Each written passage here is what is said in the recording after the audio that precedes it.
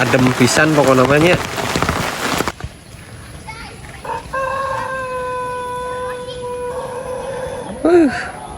Begitu terangnya. Halo Be. Tuh domba ge lagi pada nyatu. Pokoknya mah indah pisannya, cerah gitunya. Maksudnya setelah hujan mah suasana nanti jadi kelihatan cerah. Perkampungan emang seperti ini suasananya.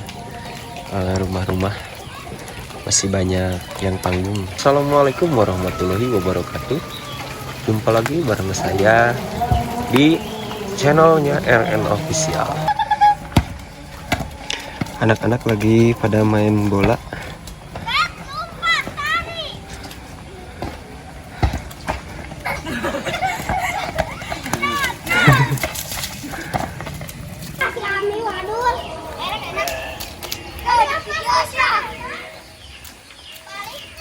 Halo guys. Gimana Ji? Gimana? Sehat? Waduh, iya. Sarakola ya.